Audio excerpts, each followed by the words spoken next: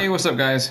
This is actually my first time making an individual video like this. I had planned to make one as an introductory video to a new channel that me and a friend's making. But I'm actually sitting here. It is now it's a few minutes after launch of the Division, for PS4, Xbox One, PC, and like a lot of people, experiencing some server issues. This shouldn't really come as a surprise. It seems like most of these big developer studios, open world games with the all these different elements working for them and apparently against them, the servers aren't working. I've gotten two different error codes, whether it's Romeo and I had another one that was Mike. They were different numbers, but they're causing the same problem. I can't get online. Some people have gotten as far as actually making their character and even playing around in the first 2 or 3 tutorial missions. I haven't even gotten that far. The closest I've gotten to being able to do anything related to the Division is obviously download the update, and then download my my little hazmat suit, which is cute, and then the 4 little pieces of DLC that I was able to gain through the previous little video entries and whatnot. So I don't want to be one of those guys that completely goes off the handle and loses their mind behind a video game. As an adult, it sucks. I don't want to get too immature about it. At the same time, I paid full price for something that should work. I got home and I worked today. I was off at 8, got home around 10 o'clock, popped my disc in, got everything going. I got my coffee, made sure to rush out to my local GameStop and purchase this bad boy, and was super excited to get home. Sitting here in my underwear like a normal adult does here late at night, and I can't play my game. So does it mean that my world stops and I can't live life? No, it doesn't. But everyone should voice a concern when people are spending full price for a product that is supposed to work day one. Does this mean that I don't understand that things happen and maybe they don't account for these issues, and maybe something snuck through and is causing issues on certain regions around the world? Because I'm hearing that people overseas are fine, people here in the States are having issues. And I have some buddies that live over in San Francisco who, as of about 15-30 minutes ago, were totally fine playing. But here's my big problem. The Division is not a small-time game that maybe just a few people are playing. It's not made by a small studio where maybe these types of mistakes can happen and more people might be a little bit loose to let those things go. This is a big developer, and therefore these things you would think through quality control, Q&A, and all these kind of things. Especially the game had 2 betas, long betas. The first one was even extended, and these betas are meant to recognize these issues. And I get that maybe not, maybe they're experiencing more people who bought the game and are trying to play right now, this exact moment, versus the beta. But they like to put out these fancy graphics and talking about how they have 6.4 million people play the beta.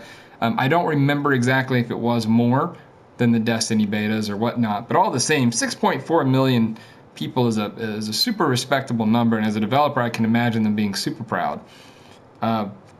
With that said, though, the betas are intended to give them information. It's meant to possibly see on a wide scale anything that might be wrong that they can't notice within their own studios, doing their normal day-to-day workload or whatnot.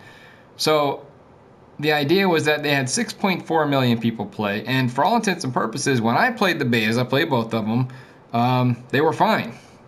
They seemed okay. I don't remember having any actual issues, and to an extent, I even remember telling my friends that the partying system was great. It seemed quick and intuitive. It was quick to just go into a friend and see them on the map and whatnot.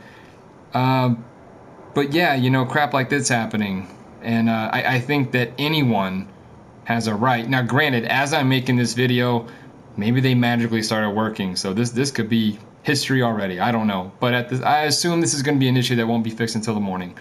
I'm trying to keep up here on NeoGAF on the official forum, and it looks like people are just having their typical discussion, as they've been having, super anticipating the title to come out, and now can't play, just like me and a lot of other people. The thing that I find funny is there's a certain particular game that's similar in the same vein as far as the audience it's going after. Obviously the settings are hugely different, and they even put out a trailer a few days back kind of poking fun at it. And it's obvious that massive entertainment, along with Ubisoft, was kind of poisoned this game, and noticing the traffic they were getting at this game was probably going to take some of the Destiny players away from that particular fan base. Destiny right now, especially, is in a lull right now. There's not a whole lot of new things to do that would keep you engaged outside of literally just doing the same thing over and over. For the record, I love Destiny. I hit a wall like many other people, and just when I hit that wall, I stopped playing. The grind and whatnot didn't really keep me chained to that particular game. But I say this to say that while that game may not be doing great right now, what it did do, and what it was praised for doing, is that when it came out, it worked. The betas worked. And when it came out, I remember being able to get home and jump on that game, and everything played perfectly fine.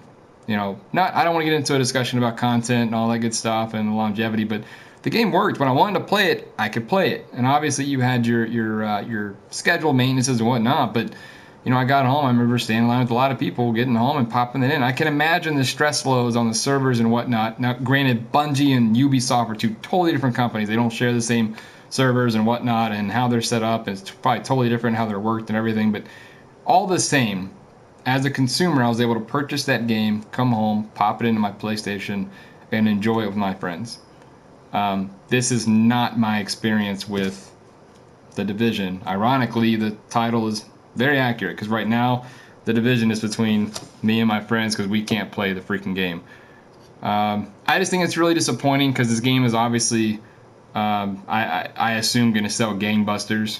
And you know what? Again, this could be fixed by the morning, and I'm sure they're probably already, their foreheads are probably just full of sweat right now trying to figure this out. I can't excuse it, because again, a 6.4 million player base in a beta, you had to assume that you're going to have that many players possibly purchasing it or more. I just don't understand. In 2016, we're experiencing the same issues that we experienced at the beginning of this console generation. At the beginning, it was somewhat excusable. These things were new, and we're trying to figure it out and whatnot. But, it's been 3 years now. I just don't see the point in still battling these server connectivity issues with these random stupid codes that mean literally nothing to anyone, except all they do is produce frustration for the players. We just want to buy a game, come home, pop it into our console, and play it with our friends. I don't mind the day one updates. It still kind of sucks. It took about 45 minutes to get that downloaded, but it's all the same. It gave me time to make my coffee and all that good stuff. So I don't sweat that. I still think it's a little silly, but it's okay. But yeah, man, because completely locking me out, my friends out, for me to be able to access your game that we went and stood out in line for. Some of us did, purchased it. We're looking forward to not only all day today, but the many, many days, weeks, months prior, especially after playing the beta. It was a great experience. It sucks. And, again, I know they'll get it fixed. I assume that's hopefully going to be here very, very shortly. And for those that are able to play it, keep talking about it, get us excited. And then, we'll see what happens. And if this continues, then I'll make a second video and we'll keep going from there. Thanks for watching.